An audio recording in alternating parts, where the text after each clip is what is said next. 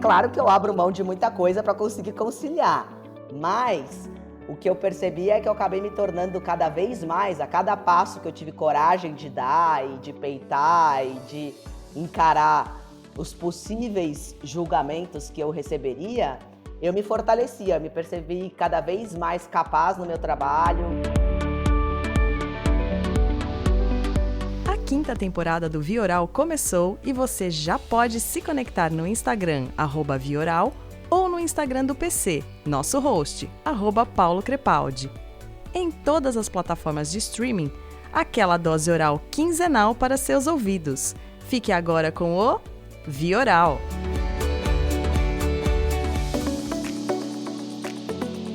Olá, ouvintes do Vioral! Estamos aqui para mais um episódio.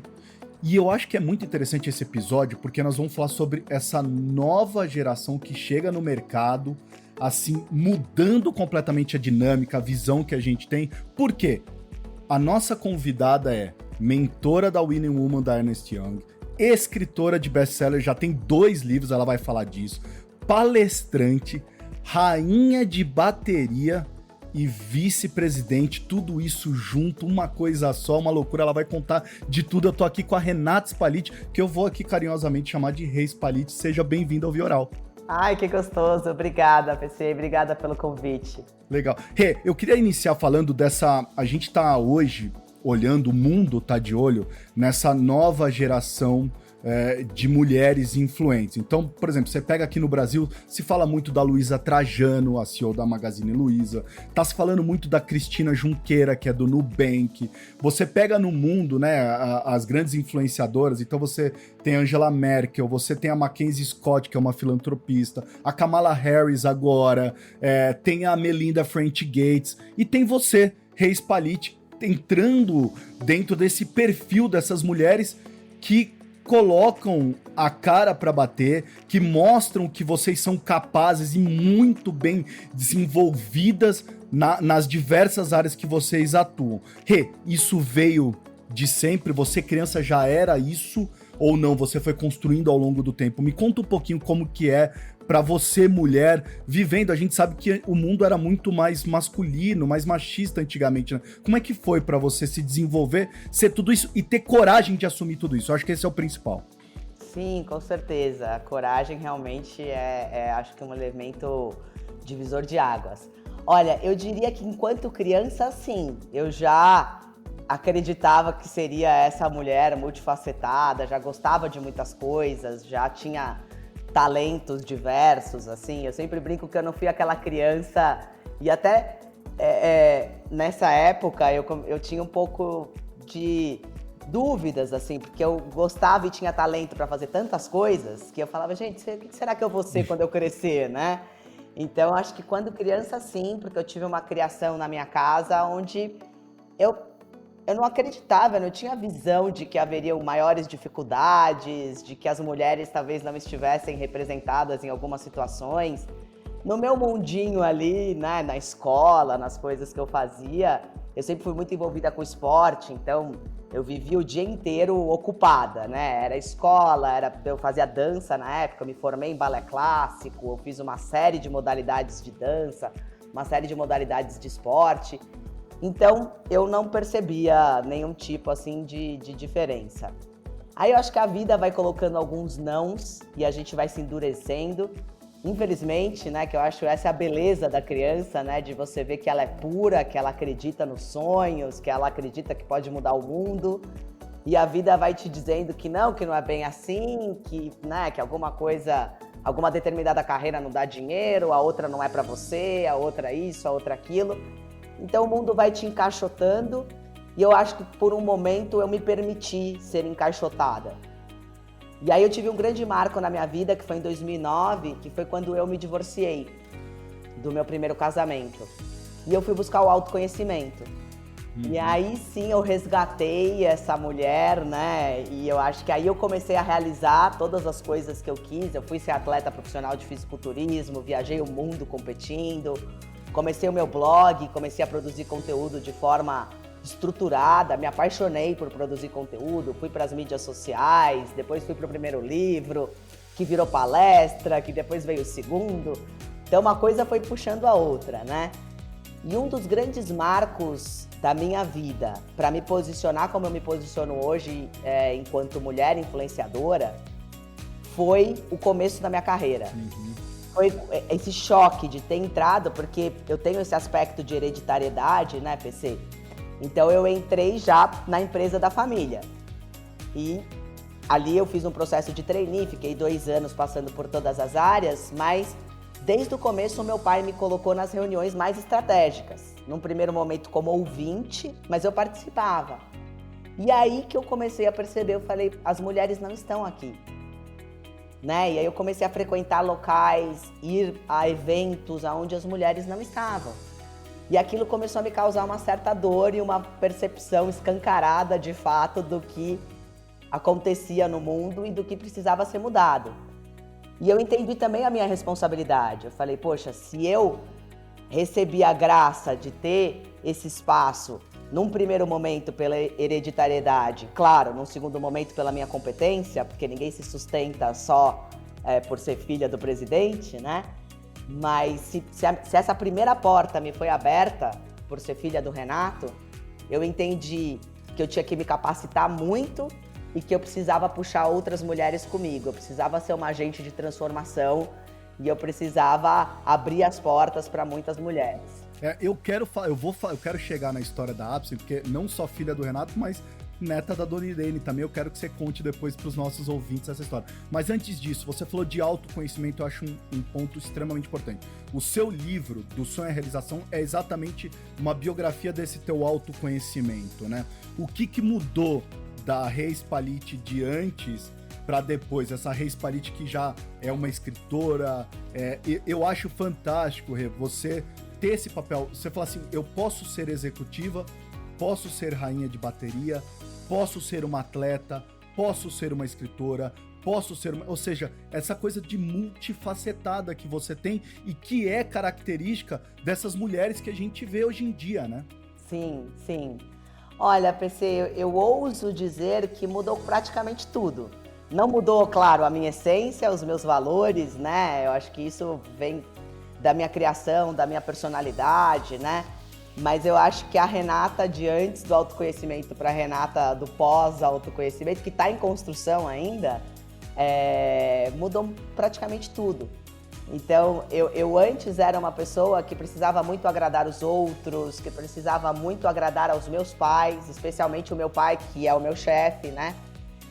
Então, eu tinha muito receio de me posicionar, eu tinha muito receio de escutar as vozes do meu coração. Então eu meio que fechava muito numa casca, né, para que eu não desse ouvido a essa cabeça que eu tenho, que é muito hiperativa. Então eu sou uma pessoa que tem um aspecto artístico muito grande, eu preciso expressar a minha arte também. E eu antes acreditava que se você escolher um caminho, aquele caminho era único. Então, poxa, eu não tinha exemplos. Por isso que hoje eu gosto muito de ser exemplo para outras mulheres que queiram seguir uma jornada parecida com a minha. Porque eu não tinha. E eu olhava e falava, às vezes eu escolhi ser executiva, eu escolhi dar continuidade ao negócio dos meus avós e, né, do meu pai. E eu escolhi isso de todo o coração, com a minha alma. Mas eu achei que eu tinha fechado a porta para todas as outras coisas. Então aquilo também eu via que eu não era completa, que eu não estava sempre feliz, eu estava sempre muito estressada, né? E aí foi muito libertador, através do autoconhecimento, entender que eu poderia fazer outras coisas e que uma coisa não invalida a outra. Não é porque eu tô no carnaval e tem também uma dedicação lá e tem, claro, horas que são dedicadas e tudo, que isso tá me prejudicando no meu trabalho.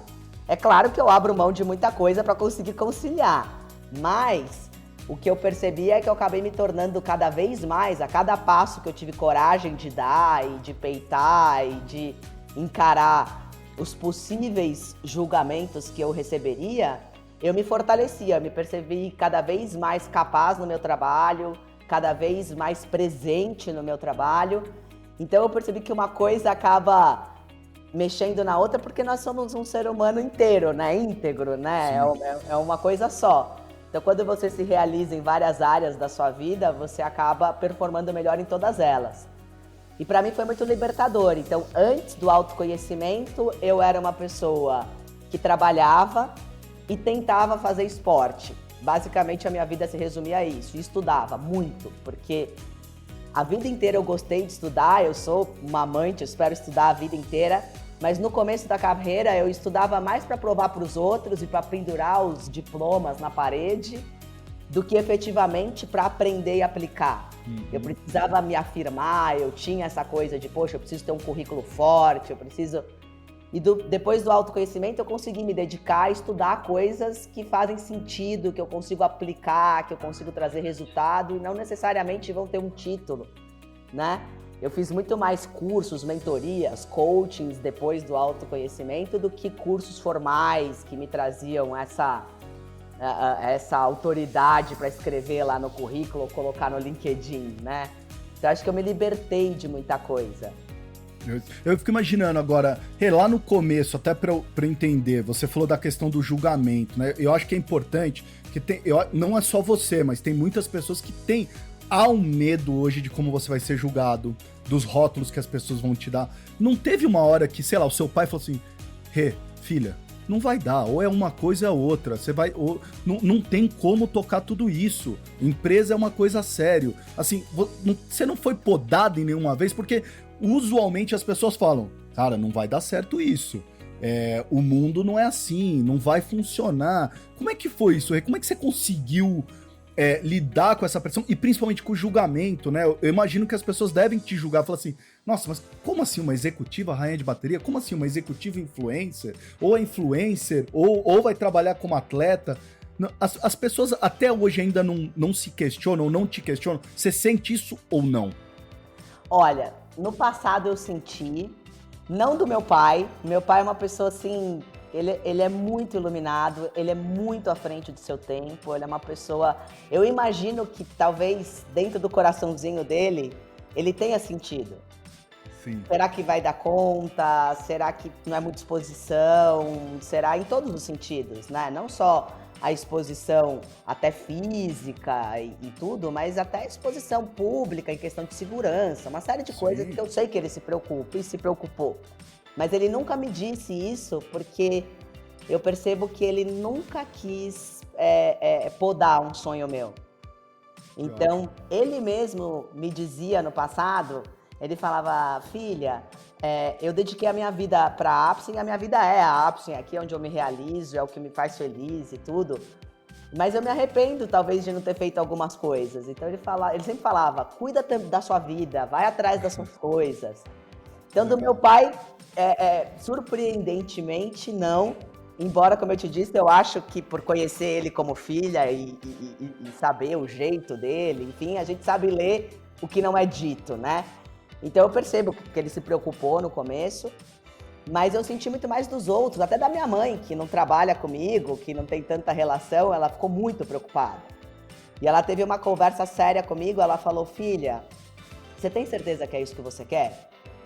Porque as pessoas vão te julgar muito, o ser humano é duro, você vai escutar coisas duras. Ela falou, não só o que vão te dizer pela sua frente, mas o que vão dizer pelas suas costas, né? Sim. Ela falou, mas se você persistir, depois as pessoas vão te admirar. E foi exatamente o que aconteceu. Porque assim, no começo foi difícil. Eu mesma, eu sempre falo, a gente primeiro precisa quebrar as barreiras que estão dentro de nós mesmas. Porque apesar de ter tido a coragem de ir lá e tudo, né? Foi uma coisa meio Emicude, assim, né? Vai, finge ser até você ser de verdade. Porque Sim.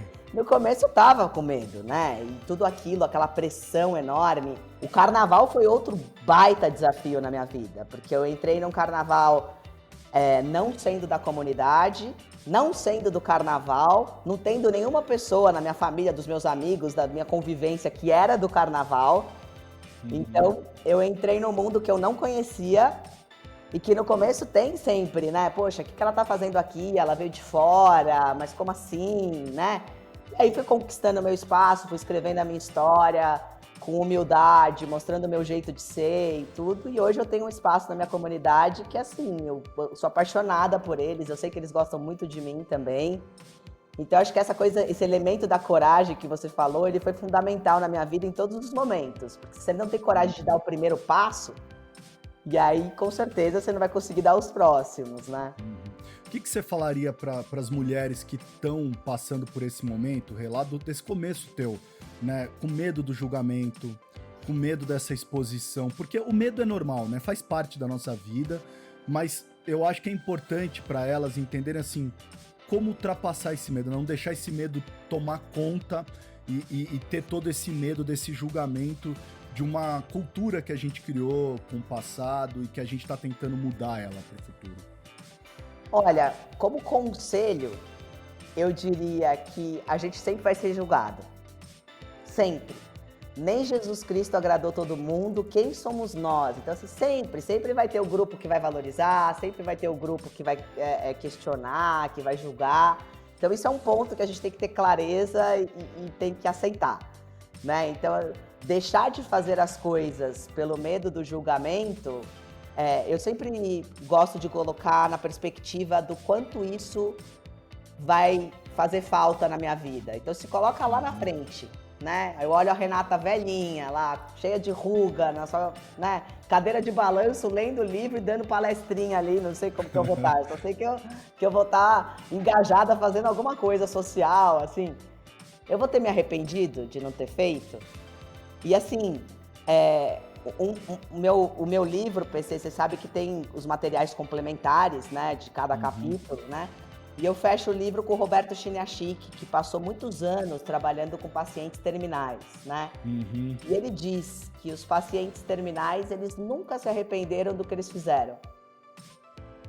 E olha que a gente erra pra caramba, né? Então, óbvio, qualquer paciente tinha coisas, né, besteiras que fizeram, enfim. E eles não se arrependeram, por maior que tivessem sido essas besteiras. Eles se arrependeram daquilo que eles deixaram de fazer. Então, acho que esse, assim, como conselho. Agora, como prática, né, tá? Vamos sair do conselho, né, que é bonito, filosófico, bacana, e vamos para a execução, né? Eu acho que como prática, a gente precisa investir no autoconhecimento e algumas ferramentas para fortalecer.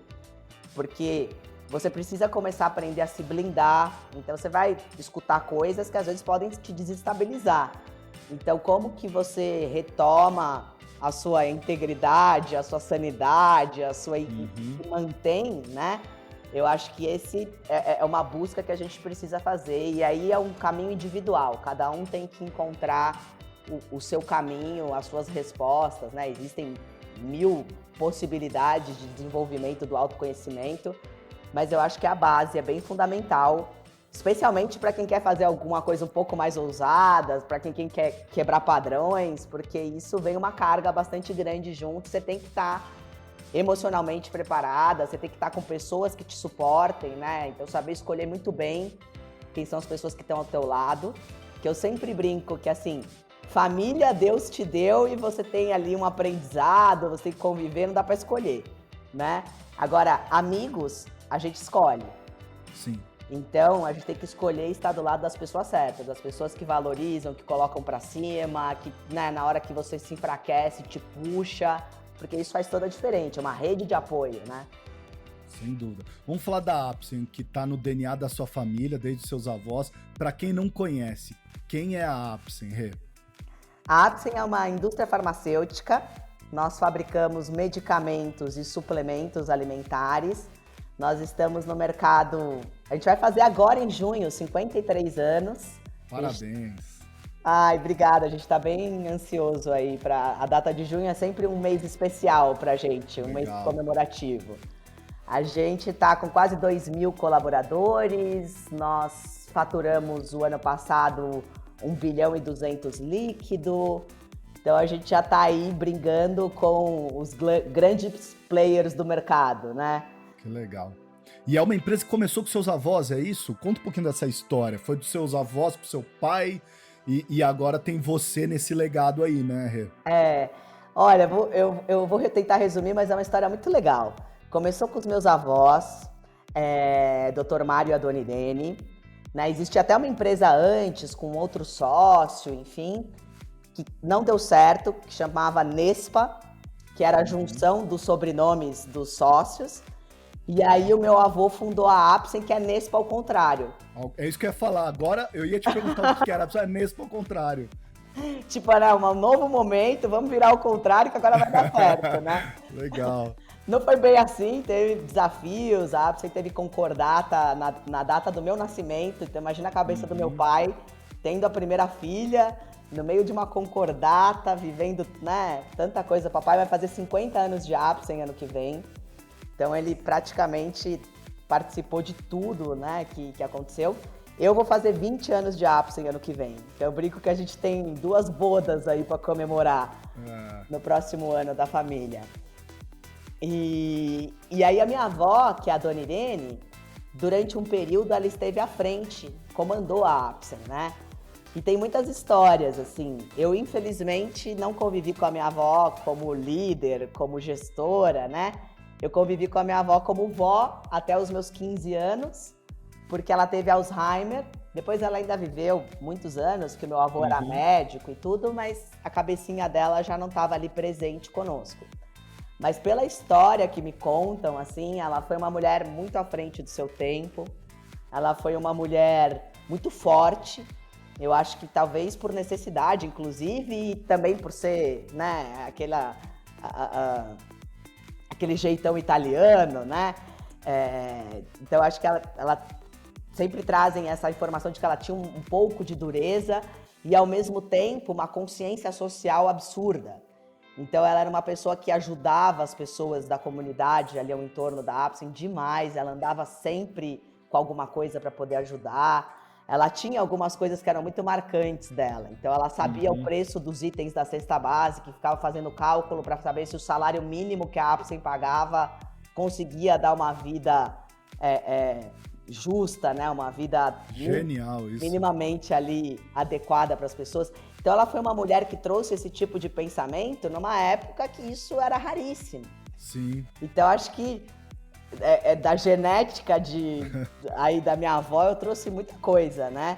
E só um parênteses, porque a minha avó materna também era uma mulher muito forte. Então, juntou as duas genéticas aí, acho que eu peguei um pouquinho de cada aí, deu bom, né? Ô, Rê, e dessa sua história de 20 anos, vem esse seu livro mais novo, que é O Sucesso é o Resultado de Times Apaixonados, que você me convidou carinhosamente, eu tenho lá essa participação complementar, que você conta exatamente, eu acho esse paixão, para mim o que mais chama atenção no teu título é paixão.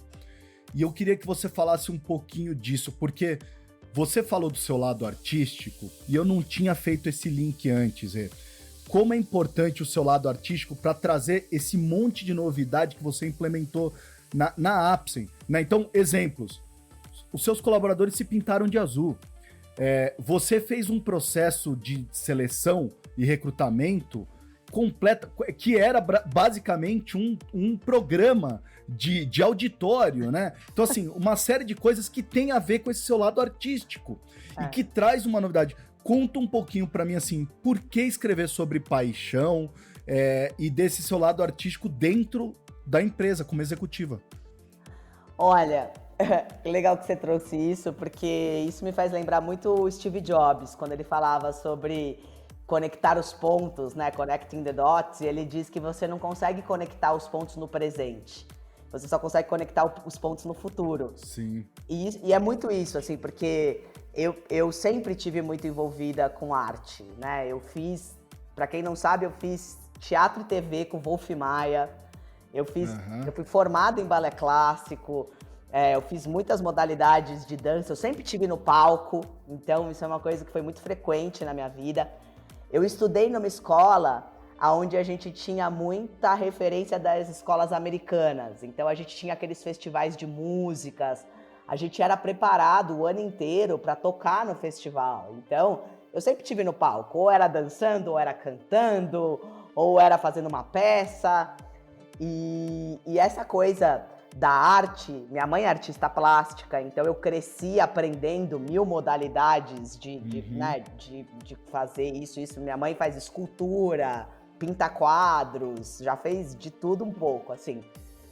Então, eu acho que tudo que eu fui aprendendo fazendo de novo uma analogia com o Steve Jobs, que foi lá fazer aquele curso de letras lá, do design das letras e tal, que depois, no fim, ele foi usar para criar os botões, né, dos elementos que ele fez desde do primeiro Mac. Eu acho que é um pouco disso, assim. Tudo que eu aprendi, eu acabo aplicando hoje na minha carreira, coisas que eu nem imaginava. O teatro e TV eu fiz há mais de 12, acho que uns 12 anos atrás.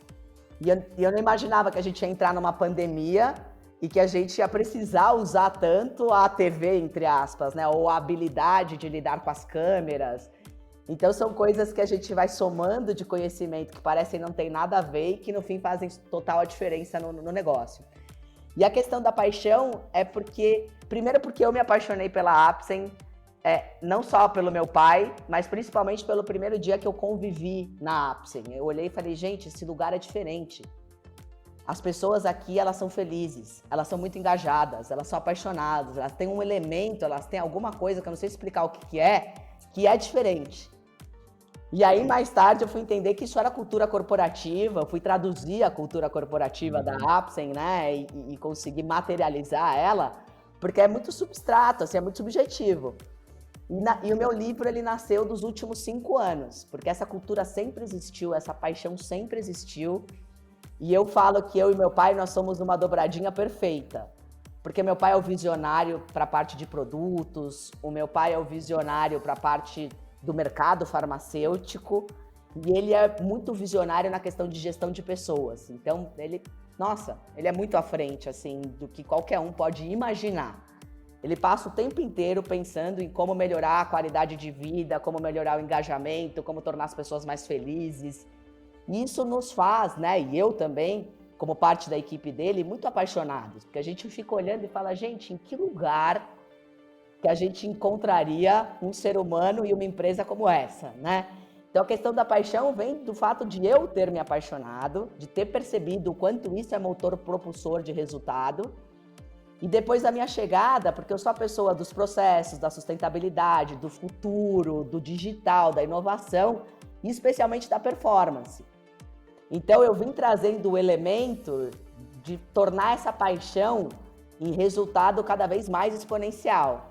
E aí o livro eu conto como que a gente fez isso nos últimos 5 anos, né? Qual que foi a metodologia que a gente usou para exponencializar os nossos resultados. E que a gente vem lapidando e aplicando aí continuamente, né? Porque eu acho que a gente vive nesse mundo bunny, onde tudo se transforma a todo momento, então a gente se renova muito. Acho que essa é uma das virtudes da Apsen, né? A gente está sempre pensando na frente, se questionando, voltando para trás e rediscutindo o que deu certo, o que deu errado, o que é esse futuro, né, que a gente espera pela frente. Então a gente traz muito essas discussões à tona e a gente consegue inovar bastante. Acho que essa a nossa fortaleza, primeiro são as pessoas, que é como a Apsen é reconhecida, assim, muito antes até dos seus produtos. Claro, depois vem os seus produtos e depois vem a inovação, nesse sentido de não inovação de produto, mas inovação de como fazer as coisas. Queria que você falasse, conta pra gente um exemplo dessas coisas geniais que vocês fizeram para ter esse time apaixonado, para melhorar essa performance. Me dá um exemplo para os nossos ouvintes, para eles entenderem assim, o que é essa paixão, essa cultura corporativa que vocês estão implementando dentro da Apsen, e depois me fala o que as pessoas podem esperar da Apsen daqui para frente. Legal. Olha, elementos são vários, né? Acho que o principal deles é o quanto a gente é próximo e conectado. Então, tanto eu quanto meu pai, a gente está no dia a dia do negócio, isso faz toda a diferença, porque as pessoas não estão acostumadas a terem os principais gestores e fundadores participando. Então a gente escuta as pessoas, tudo é feito muito a várias mãos, assim. Então esse negócio de trabalhar em squad, a gente já trabalhava assim, só não tinha esse nome, mas a gente já trabalhava assim há muito tempo. Isso é aquela coisa de botar um time, sala de guerra, bota todo mundo numa sala, tudo, desafia as pessoas. Nós somos pessoas que damos muita oportunidade para as pessoas realizarem sonhos que elas têm. Então a gente aposta, olha, eu tenho o sonho de fazer diferente, eu tenho o sonho de fazer desse jeito. Então vamos fazer, vamos testar.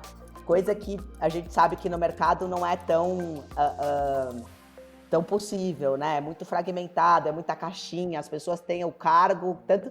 A gente tem até uma dificuldade na Apsen, quando a gente vai olhar para o mercado e fazer o depara de cargo, quando a gente vai falar, sei lá, cargos e salários, enfim, porque os cargos da Apsen, eles são diferentes, eles têm atribuições diferentes, responsabilidades diferentes, então a gente tem também essa preocupação das pessoas, as pessoas serem parte do negócio, né? Esse senso de construção.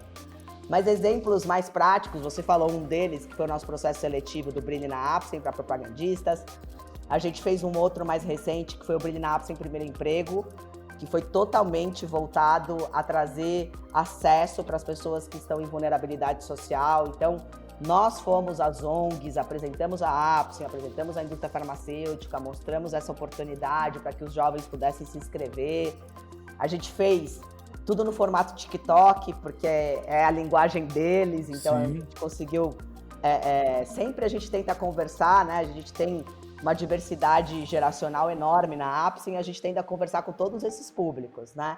E foi outro baita sucesso, a gente trouxe, de fato, pessoas que podem começar uma carreira e transformar a vida delas e das famílias, então foi super legal, e isso gera um engajamento emocional das pessoas, assim, muito grande. A gente está implementando diversidade e inclusão, que é outra coisa que as pessoas se sentem parte, e a gente está implementando para valer, não é marketing, não é pressão do mercado, não é porque a gente acredita. Então isso são elementos também que as pessoas têm bastante orgulho. Eu acabei de fazer um post ontem no meu LinkedIn, comemorando a promoção das mulheres para a diretoria. Hoje nós já somos 7 mulheres na diretoria, mais eu na vice-presidência. Então a gente já tem 40% de mulheres na diretoria.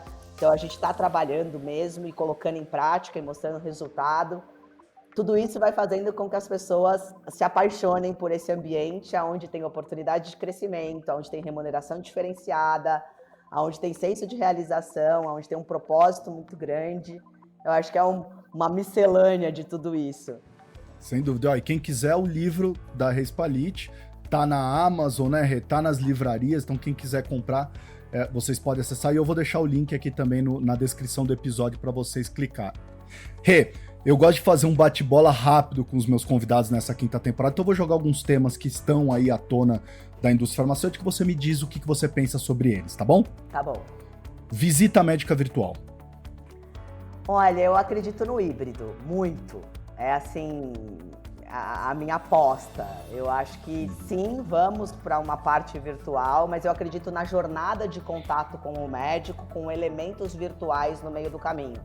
Sejam visitas ou outros, né? A gente tem criado aí uma série de formas de conversar com o médico de forma digital, mas eu acredito que o elemento representante não poderia ser diferente, porque a gente aqui aposta em pessoas, né? Nosso maior diferencial é o jeito que o nosso representante se comporta e leva o nome da Apsen no campo. Então, assim, eu não acredito que a força de vendas deixará de existir. Eu acredito que a força de vendas será empoderada para trabalhar com tecnologia. E aí também tem que se preparar para isso, né? Marketing na indústria farmacêutica. Também acredito no híbrido muito, assim, eu acho que o marketing, a gente está tendo um chamado para se renovar, né? A gente viu aí ontem movimentações, mudando legislações e mexendo uma série de questões sensíveis para a indústria farmacêutica. Não é de hoje, né, PC, que eu acredito num mundo muito diferente para a indústria farmacêutica. Já fui uma andorinha solitária pregando isso, mas hoje as pessoas estão enxergando esse caminho, né? Eu tentei implementar o marketing digital já há muitos anos e consegui implementar de um período um pouco mais recente na Apsen, mas eu acredito no papel da empresa como militante da saúde. Sabe, eu acho que a indústria farmacêutica precisa tirar o estigma de só falar de tratamento e de só estar preocupada em vender seus produtos, para falar de saúde, para trazer conteúdo de qualidade, para conseguir trabalhar a prevenção e aí, em último caso, se for necessário, a gente vai entrar no tratamento. Gestão de pessoas. Para mim, gestão de pessoas é o cerne do sucesso e da realização, até pessoal. Eu acho que todo gestor que vê uma pessoa crescendo, se realizando e conquistando, se realiza pessoalmente. E é o único segredo de sucesso para as empresas. Qual que foi o último seriado que você maratonou, Rê? Ai, olha, maratonar é difícil, porque eu tenho um marido muito disciplinado. Ele não maratona séries por princípio, assim, a gente assiste um por dia, assim. Mas deixa eu pensar, o último que a gente assistiu, não lembro, acho que foi a última temporada de Ozarks, talvez. Legal, bom seriado. Bom seriado. Agora eu sou viciada no Brasil Paralelo, e aí eu fico assistindo aleatoriamente ali os assuntos que me interessam, e eles viraram as minhas séries. Aí eu tô assistindo aqui na Paralela a beleza da... Transformação da Beleza, só 3 episódios, não consegui ainda terminar. Mas, livro que você recomenda para as pessoas em 2022? Não pode ser o meu, né? Pode ser o seu também, outro que você esteja... O que tá na tua cabeceira além do seu? Olha, o meu livro de cabeceira é um livro super antigo, mas eu acabo sempre recomendando, porque foi um livro que mudou a minha vida e que tem tudo que eu acredito, assim, na questão da filosofia de vida, que é o Despertar de uma Nova Consciência, do Eckhart Tolle. Já é um desafio saber falar o nome dele, né? Mas enfim. E eu tive o privilégio de assistir a palestra dele aqui no Brasil. Uau! Então, assim, pra mim foi um divisor de águas, assim. Porque eu já admirava demais, mas a hora que eu vi a presença física dele, a energia que ele tem, o que ele representa, o respeito das pessoas num auditório extremamente lotado, onde ninguém deu um pio a palestra inteira. Foi um negócio, assim, muito mágico. E aí fala muito sobre essa questão do ego, enfim, é um livro antigo que eu releio muito, mas que para mim faz todo sentido. Agora, eu sou apaixonada por ler livros de negócios, porque eu sou uma pessoa muito...